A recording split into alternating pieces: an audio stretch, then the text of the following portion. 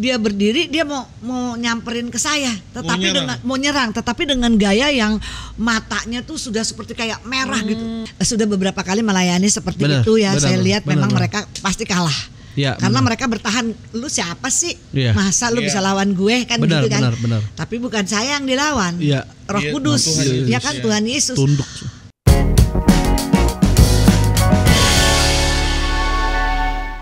Oke Bunda, tadi kita udah ngomongin tentang pelayanan ya?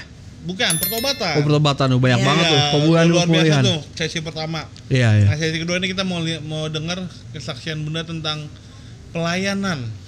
Nah, yang kita dengar nih ya kan, Bunda melayaninya ranah okultisme nih. Iya Bunda. Iya. Padahal Bunda kayak tadi cerita nggak pernah ngomongin main dukun ya dulu. Iya. Kan lebih ke apa ya? Bukan anak kepahitan gitu. Tiba-tiba jadi pelayanan okultisme Tuhan bawa gitu. Nah itu gimana tuh Bunda? Ya ceritanya pada waktu itu kami sedang di gereja. Mau bawa firman. Pelayanan altar ya. Ada seseorang, dia ini pemegang apa ya namanya ya, kuasa-kuasa kegelapan. Karena dia seorang preman yang di pasar, jadi dia punya pegangan. Apa sih? Isian. Namanya, ya dia isi badannya dengan namanya itu butu ijo. Butu ijo. Oh jadi Bunda ini lagi khotbah di gereja ini. Ya. Saya lagi khotbah di gereja. Dia ada. Nah tiba-tiba saya memang lihat waktu saya lagi sedang bawa firman, saya lihat dia keluar. Pulang.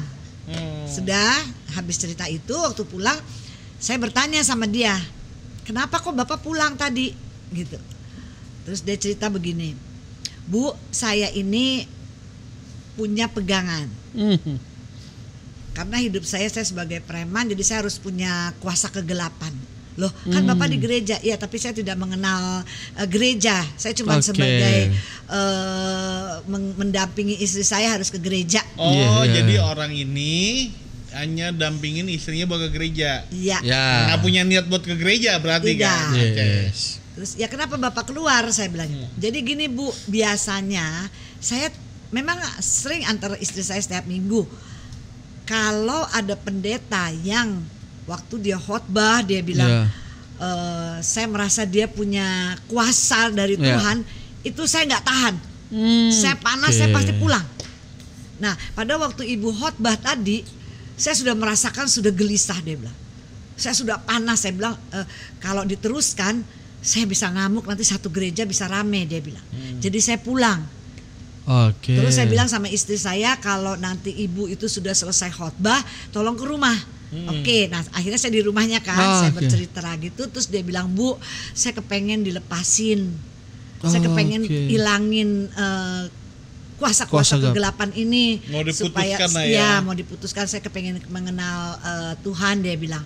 Saya bilang kita izin dulu sama gembala kamu, saya bilang, dan kamu puasa dulu 1 minggu, saya juga puasa. Suatu kebetulan saya ada di daerah Jawa Tengah, jadi saya bilang saya mungkin 2 minggu di sini, jadi kamu seminggu, saya 1 minggu, kita sama-sama puasa. Jadi dia berpuasa, saya berpuasa. Akhir dari puasa ini, hari ke-7 dia datanglah ke gereja. Jadi saya tinggal di gereja. Pastori. Dan waktu dia datang, istrinya bilang di dalam perjalanan tuh dia kayak marah-marah, terus kayaknya mau nabrak-nabrak. Jadi kayaknya dihalangi oleh kuasa kegelapan itu supaya dia bawa kendaraan mau nabrak. Dia bawa mobil, jadi kayaknya mau nabrak. Pokoknya ribut terus di dalam mobil. Ini istrinya cerita. Nah pada waktu itu saya juga sudah puasa, saya mendapatkan Tuhan yang berperang, kita diam aja, dan kita berdoa, kita memakai perlengkapan senjata Allah pada waktu itu ya. Tapi tiba-tiba saya punya, jadi di gereja itu pelepasan di gereja, jadi ada polisi, ada teman saya polisi, tetapi dia almarhum sekarang, dia juga orang gereja gitu, penatua di gereja. Ada hamba-hamba Tuhan. Dan terus ada istrinya dan ada teman saya juga, suami istri. Nah istrinya ini menakutkan saya, tiba-tiba, Bu kok saya takut ya Bu, aduh gimana Bu. Terus saya bilang, kamu jangan takut, saya juga jadi akhirnya takut ini. Saya bilang, lucu ya, saya padahal waktu kita puasa, jadi itulah ya kalau kita ragu ya bimbang gitu Betul. kan nggak dapat apa-apa. Saya bilang udah Benar, stop, benar. kita berdoa lagi. Saya bilang kita berdoa supaya Tuhan yang nanti yang berkarya, Tuhan yang bekerja untuk mendatangkan kebaikan buat orang yang sedang mau dilepaskan. Saya bilang. Saya berdoa, tiba-tiba saya ingat saya punya minyak urapan dipakai di tempat yang semprot. Oke. Yang buat disemprot itu ya. Disemprot ya. Ya. Dan akhirnya waktu saya berdoa, oke, orang ini udah duduk, terus dia bilang begini, Bu, sebentar ya Bu, saya mundur dulu, dia bilang gitu. Saya mau berdoa juga, saya bingung mau berdoa apa gitu ya. Oke, saya bilang, dia mundur. Tapi waktu dia mundur, saya berdiri, saya seperti memang ada seperti kayak yang membatasi saya gitu, kayak ada satu beri apa namanya? Tameng. Nah ya seperti tameng gitu untuk supaya mungkin dia mau lawan saya, padahal nggak ada gitu, cuman di penglihatan saya di alam roh gitu. Dan akhirnya waktu dia mundur, saya cuman bilang di dalam nama Tuhan Yesus, Tuhan Engkau yang berperang bukan aku, aku bilang dalam nama Yesus. Begitu dia sudah jauh, dia berdiri, dia mau nyamperin ke saya, tetapi mau nyerang, tetapi dengan gaya yang matanya tuh sudah seperti kayak merah gitu, ya matanya merah, dan waktu tangannya sudah pokoknya sudah action deh, mau nerkam saya gitu loh. Dan waktu saya lihat dia mau nerkam saya bilang sama Tuhan, Tuhan Engkau yang bekerja, Engkau yang berperang dalam nama Yesus. Tuhan bilang lepaskan minyak urapan gitu. Wah begitu dia kurang lebih ya seperti kita beginilah. Iya. Saya dalam nama Yesus saya semprot gitu dengan minyak urapan, dia tiba-tiba jatuh. Wow, dia teriak. Kita ada 10 orang mungkin nggak bisa pegang dia. Badannya besar ya. Dan akhirnya saya bilang, Tuhan apa yang harus saya lakukan? Tuhan bilang duduk. Saya dudukin kakinya. Saya dudukin kakinya, saya bilang dalam nama Yesus, saya urapi kakinya. Saya doa Bapa kami dari atas, baru dia diam. Dia diam, sampai semua orang juga terbingung-bingung kan, yang dua pegang tangan, yang dua bayangin polisi-polisi kayak apa, tentara-tentara itu megang itu nggak bisa pegang badannya, dia berontak.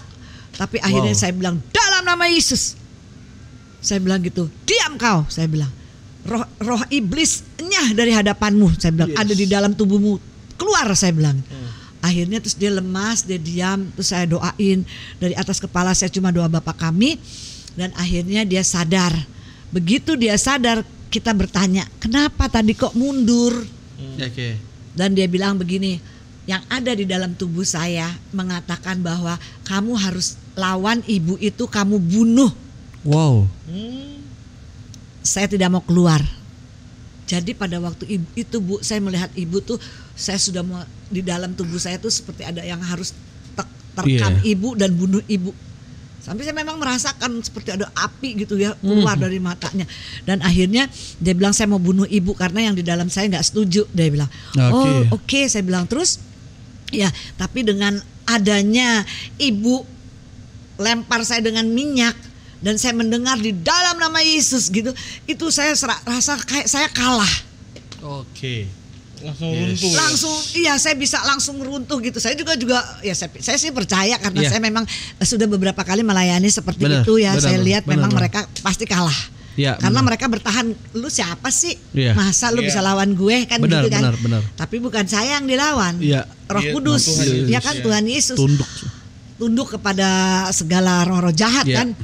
Akhirnya dia bilang, aduh saya itu benar-benar nggak mau dilepasin mulai dari rumah.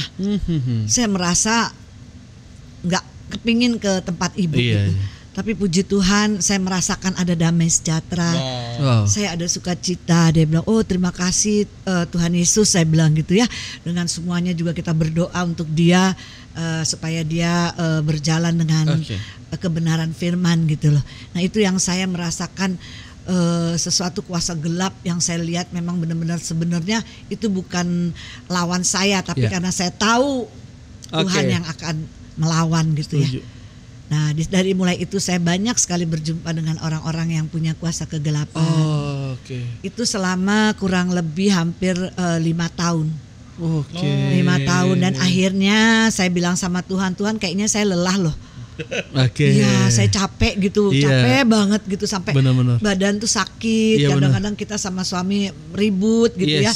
Dan akhirnya Tuhan, kalau Tuhan boleh, jangan dikasih yang seperti ini gitu loh. Oke. Ya tapi Tuhan tuh baik, Tuhan tuh dengar gitu loh. Iya. Jadi saya beberapa tahun kemudian saya bukan nggak nerima ya, sepertinya saya tidak ketemukan lagi yang seperti itu. Iya benar-benar. Tetapi kalau saya sedang lagi memberitakan firman di mimbar, kalau ada orang yang punya pegangan itu pasti dia akan teriak-teriak gitu loh. Saya juga bingung. Manifest ya. Ya, saya pasti, wah ini pasti ada pegangan. Tapi saya tidak mau turun, saya tidak mau pegang. Karena kalau saya pegang pasti kita akan lama gitu loh. Durasinya ya. Orang ibadah benar. Kan kasihan orang yang ibadah gitu. Iya, saya merasakan begitu saya turun, wah itu sana teriak, sini teriak. Akhirnya nanti saya banyak anak-anak rohani juga yang mereka doakan supaya mereka juga dapat pelepasan. Saya bilang kalau memang mau pelepasan, kamu minta sama pendeta kamu dan juga orang-orang di sini karena saya bukan karena saya bukan orang sini, saya dari Jakarta. Saya bilang kalau saya ada di sini is oke, tapi kalau nggak ada nanti gembala kamu bisa kok selesaikan. Nah, Bunda kayak pelayanan okultisme gitu, awalnya tuh sadarnya pas kapan nih Bunda? Sadar-sadarnya awalnya Bunda bisa dapat karunia dalam nama Yesus tuh kayak pengusiran roh jahat karunia itu awalnya saya dulu punya rumah di atas itu saya punya karaoke.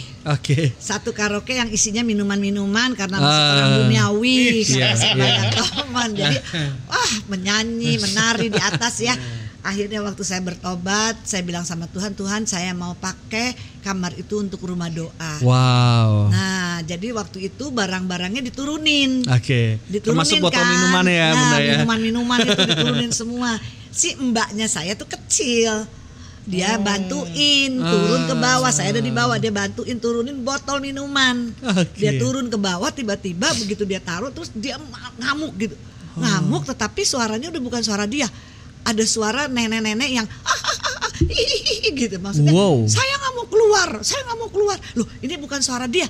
Saya ingat sekali waktu saya baru bertobat, gembala saya bilang begini, di dalam nama Tuhan Yesus ada kuasa. Roh jahat keluar gitu kan. Terus langsung saya ingat itu. Ini pasti keluar ada roh jahat ini masuk. Saya bilang karena saya ingat lagi, oh ya di atas tempat disco kan, tempat nyanyi-nyanyi yang nggak baik gitu loh. Akhirnya dia yang bawa ke bawah, dia nangis teriak-teriak. Saya pegang gitu ya, saya gendong, nggak bisa saya gendong, berat. Badan kecil ya Bunda? Badan kecil. Dan akhirnya suami saya bilang, bagaimana Pak panggil Pak Ari, panggil orang dia bilang. Saya bilang enggak, kita punya kuasa. Setuju. Luar biasa ya. Betul. Padahal saya baru bertobat. Iya, itu pemikiran itu nggak mudah orang bisa mengerti. Iya, saya juga memang sebenarnya saya nggak mengerti gitu, tapi tiba-tiba saya bilang enggak, kita punya kuasa. Iya benar, karena banyak orang ngandelin pendeta nih, panggil gitu. Tanpa sadar kita punya kuasa. Iya, enggak, saya nggak mau. Suami saya bilang panggil gembala untuk enggak, saya bilang kita juga punya kuasa. Kita percaya di dalam nama Tuhan Yesus pasti roh jahat keluar. Dan akhirnya saya gendong nggak bisa, saya dudukin lagi. Saya ingat kakinya saya pegang. Jempolnya saya pegang, saya kasih minyak urapan dalam nama Yesus, keluar roh jahat. Saya bilang gitu kan, kami punya kuasa, ada Roh Kudus di dalam hidup kami dalam nama Yesus. Akhirnya saya pegang lagi kepalanya, saya urapi semua, saya doa Bapak kami. Tiba-tiba dia lemes. Terus dia nangis, itu saya gendong, kok enteng. Beda kan.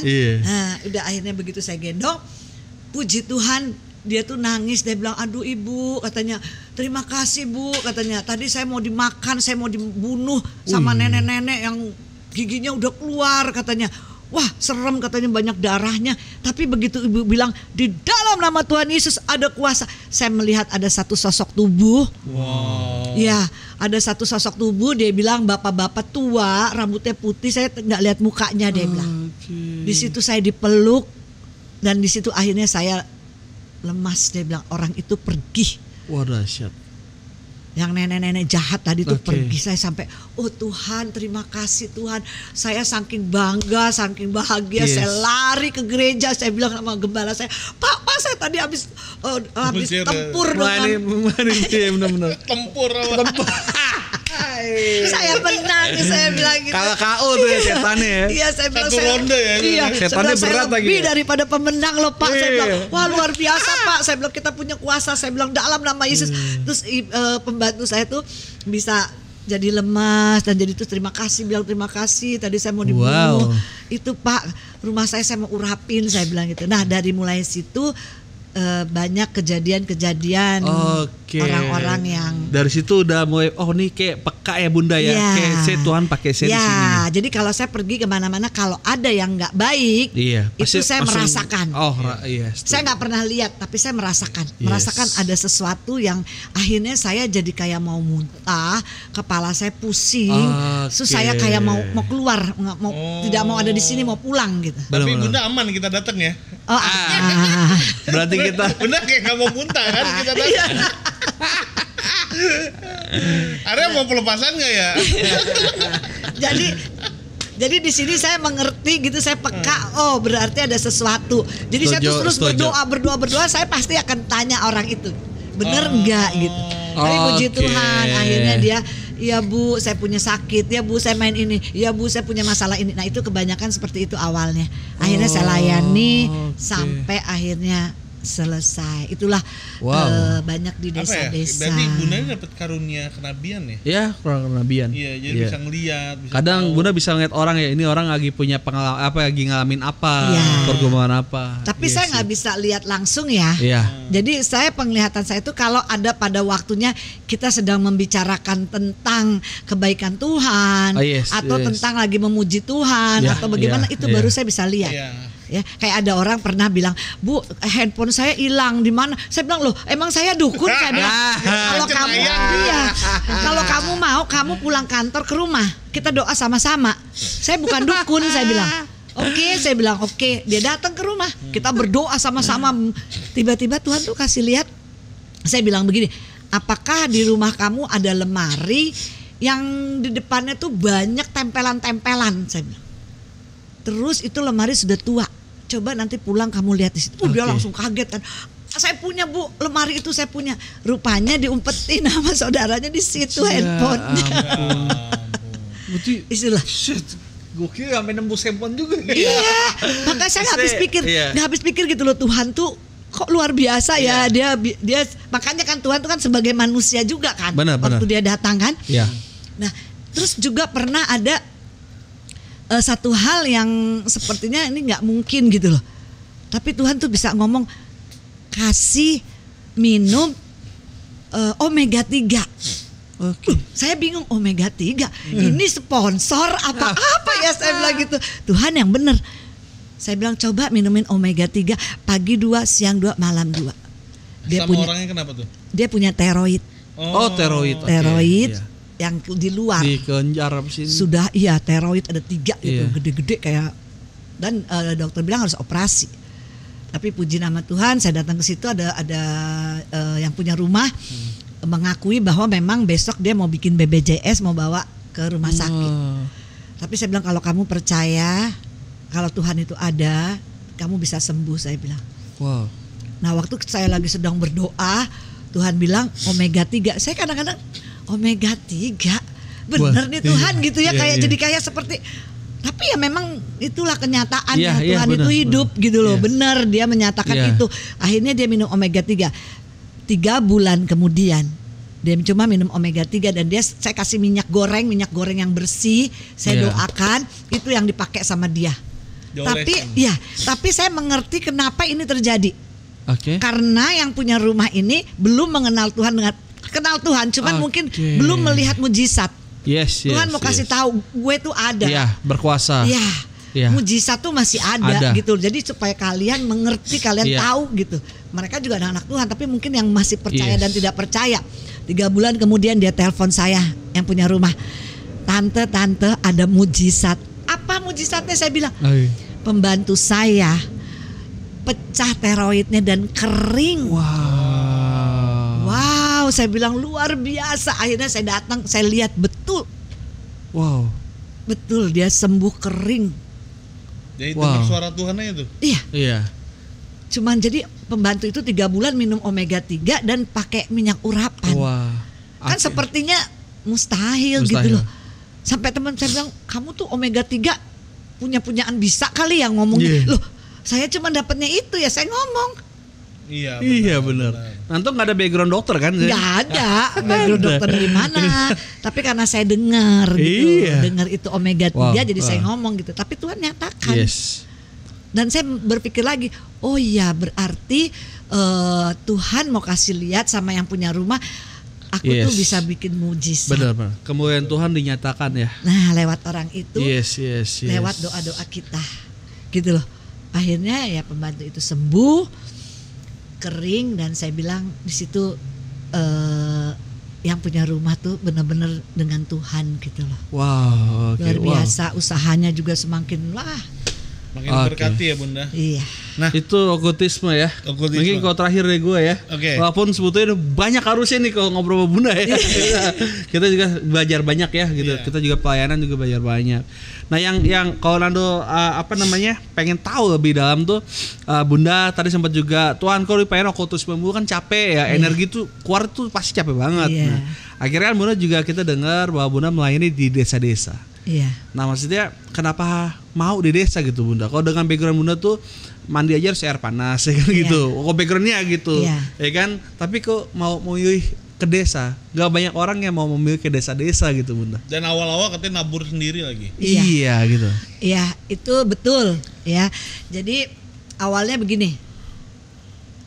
Saya kasihan di desa-desa itu cuma gembalanya aja yang membawa firman. Oh iya betul. Mungkin dia kepingin ada tamu dari luar ya. Iya benar ya, setuju. Tapi kan mereka tidak punya dana untuk mungkin membiayain kita transport, kendaraannya, mungkin memberikan kita PK gitu kan, mungkin dia nggak bisa. Betul. Dan awalnya saya tuh sama bapak waktu itu saya bilang, Pak punya uang berapa?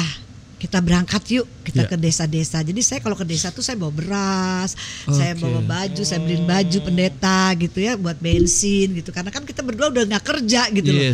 Cuman ini ada berkat gitu loh. Akhirnya kita berangkat, walaupun tidak dipanggil, tapi kita yang jalan. Jadi saya tuh kayak jelangkung. Datang gak dijemput, pulang gak diantar. Jadi seperti itu ya. Akhirnya saya berpikir gini loh, udahlah hamba-hamba Tuhan yang luar biasa yang dipakai Tuhan yang besar-besar ya sudah, mungkin di Jakarta, mungkin di luar negeri, nggak apa-apa, saya bagian saya di desa gitu. Sampai saya ke gunung-gunung, orang sakit kanker mata, wah pokoknya saya banyak lihat penyakit-penyakit yang Tuhan sembuhin gitu loh. Bukan karena saya ya, tapi karena Tuhan gitu, karena mungkin kita mau. Dan itu Bunda ngelakuin di umur? Sekitar umur 47, 48, 49 sampai 50. Wow, itu usia pensiun harusnya ya? Iya. Tapi malah ke gunung-gunung. Iya, saya pergi berdua bapak tuh makannya tuh kita bawa makanan dari rumah, taruh di tromel. Nanti kalau di pom bensin kita berhenti kita makan, karena kita uangnya kan nggak banyak. Iya, oke. Gitu loh. Jadi kita makan di situ, kalau pulang juga kita dibawain ayam goreng sama pendeta-pendeta di desa, dibawain telur goreng buat nanti kita makan di jalan, kita tiduran dulu. Seperti itu gitu loh. Wow. Nah itulah saya sampai ke desa-desa dan akhirnya orang desa suka bilang, Bu saya kepengen Natal, tapi saya kalau panggil ibu uang dari mana buat ibu naik kendaraan gitu. Saya bilang nggak apa-apa, nanti saya bayar sendiri, saya bilang. Jadi saya di desa, di kota-kota kecil, memang saya yang mau gitu, saya yang jalan gitu. Saya keluarin dana sendiri, tapi ya saya lihat itu suatu kebahagiaan buat saya. Dan Bapak kita walaupun capek, walaupun lelah, uang keluar, tapi kita ada satu kebahagiaan karena mereka juga dipulihkan. Oke, itu gitu kepuasan dari Tuhan kali ya itu ya. Jadi saya nggak sekali datang. Saya kalau ke desa, misalnya ke tempat Ino gitu, Ino punya desa apa, punya gereja apa, saya tuh akan di situ mungkin ada beberapa orang saya layani sampai selesai. Mungkin 1 tahun, 2 tahun saya akan ada di situ terus. Setiap bulan saya datang. Saya layani semua satu-satu dari gereja yang jemaatnya mulai sedikit gitu. Kami datang, tapi saya tahu itu bukan saya ya, karena Roh Kudus yang berjalan gitu ya. Dan mereka tuh pelan-pelan bertumbuh sudah banyak. Nanti saya tinggalin. Wah, saya pindah lagi ke desa Rasul lain. Paulus ya Bunda ya. Karunia Rasul. Karunia Rasul. Iya, kayak gitu dulu di Jadi desa. Bunda punya karunia nabi, rasul. Iya. Makanya Bunda di gerejanya Bunda diangkat sebagai sama Om ya, wakil gembala tapi misi ya. Misi, iya. Betul. Emang sesuai itu. Jadi misi mulu tuh. Misi terus. Mau kesini misi mau kesini. Iya, jadi sampai sekarang juga saya masih kalau saya mengingat kadang-kadang kalau saya berdoa Tuhan bilang kembali ke kasih mula-mula. Saya ingat lagi gitu. Saya telepon mereka. Gimana kabarnya? Baik. Gimana saya mau datang minggu ini bisa nggak? Ada tamu nggak kalian? Aduh enggak Bunda. Terima kasih datang ya. Itu yang namanya makanan, yang namanya apa semua tuh udah disediain gitu. Ya ampun. Ya jadi saya dana sendiri, kesana sendiri. Saya nggak peduli gitu. Wow. Dan saya nyatakan juga di Pekalongan saya punya persekutuan doa sudah 10 tahun. Di Pekalongan kami tidak punya donatur, tapi kami bergandeng tangan. Untuk dana saya di kereta, untuk saya hotel itu kami berdua memang sudah komit untuk saya mau melayani sampai hari ini. Tantangan banyak banget di Bali, pokoknya setiap persekutuan doa yang kita bina itu pasti ada tantangan sendiri. Ya, tantangan. Wow. Tapi kan gini, Bunda pernah cerita di awal pertobatan kan, Bunda tuh bis. Nah, ya. Dan ketika Bunda mau melayani itu kan perlu dana. Iya. Itu gimana? Nah, itu. Jadi. Dan waktu itu Bunda bilang belum ada sponsor loh, maksudnya nggak ada sponsor, nggak ada orang yang ngasih. Nggak ada sponsor, jadi kita cuma karena kita niat, kita mau.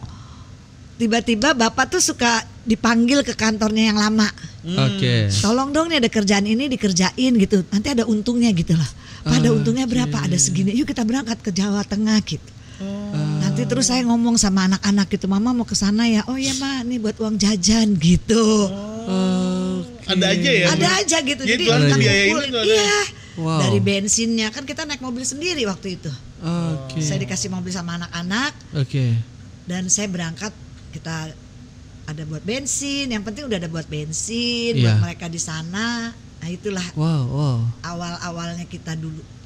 Oh jadi simpulannya bisa dilihat bahwa awal-awalnya Bunda kalau ketika belum bertobat nih, mungkin kalau dapat duit atau apa langsung foya-foya, ya kan? Kalau sekarang benar-benar dapat duit langsung mikirnya desa misi. Dapat duit apa nih? Misi gitu. Kalau dulu dapat duit apa? LV apa yang gitu loh.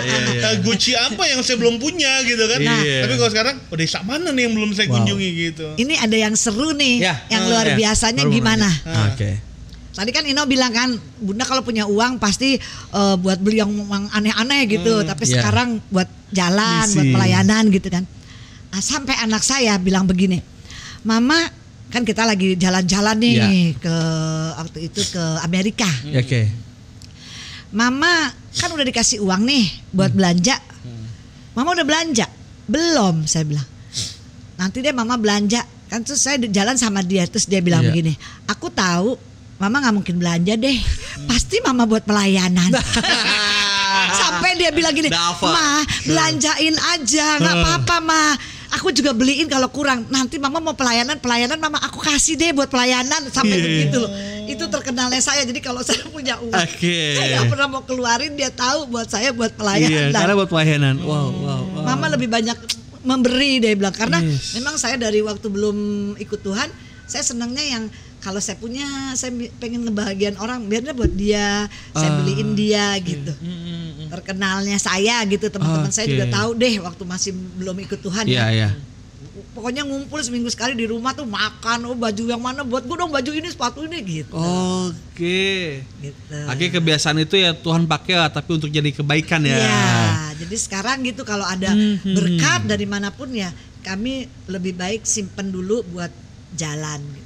Wow. Jalan misi ya. Iya, jalan misi gitu. Sampai sekarang Bunda ya. Iya. Wow, keren banget. Sampai sekarang gitu. Tapi kalau ada yang kenal gitu, mau manggil, kita selesaikan tiketnya, Ibu datang gini, it's okay gitu. Itu kan kalau nggak bisa kita tolak juga. Iya, betul. Tapi kalau nggak dipanggil, tapi kita punya panggilan dari Tuhan, kita berdoa, Pak, kayaknya kita harus ke sini nih. Harus ke Makassar nih, Pak. Ada doa gini-gini. Oke. Jalan kita. Terus nih dunia di mana, Mak? Udah pokoknya kita ada uang itu kita keluarin dulu, kita berdoa. Tapi kita pulang bisa kembali uang itu yang pernah yang kita keluarin. Wow. Gitu. Jadi kita ya pokoknya satu kebahagiaan buat kita bisa melayani dan kita lakukan bukan buat saya. Kalau buat saya capek. Iya, betul. Ya, tapi karena buat Tuhan. Saya tuh kalau pergi di kereta atau di pesawat tuh waktu mau pergi dari rumah tuh ada rasa yang sukacita gitu. Excited gitu. Ya, excited banget gitu. Itu yang saya rasakan sampai hari ini. Kita harus belajar. Ini keren sih. Jadi mengalir aja gitu. Iya. Mau dijemput, kadang-kadang nggak ada gitu loh. Padahal saya udah dana sendiri gitu, nggak ada. Bu, udah sampai mana? Udah makan belum? Nggak ada yang nawarin, nggak ada. Tapi saya tahu, saya lakukan ini bukan buat kalian, tapi buat Tuhan. Gitu. Keren banget. Jadi benar-benar mental melayani ya Bunda ya. Jadi kita berdua kadang nggak dijemput, nggak diapain. Itu mungkin dalam hal itu Bunda merasa kecewa gak? Kalau mungkin dulu kan Bunda kan mungkin ratu ya, ya kan sering melayani. Iya. Nah kalau dapat perlakuan seperti itu Bunda pernah kecewa apa gimana? Kecewa enggak, cuman berbicara juga sama suami gitu, Pak. Kok sepertinya orang kok nggak ada ya, maksudnya kita nggak menghargai, nggak nanya makan gini-gini. Terus setelah kami bicara itu dan kami ulangi lagi, Pak, tapi ingat loh Pak, kita lakukan ini buat Tuhan. Jadi bukan buat manusia. Oke Pak, yuk kita berdoa, saya bilang. Yes. Jadi kita bergumul dulu, nggak mungkin dong, kita kan masih daging.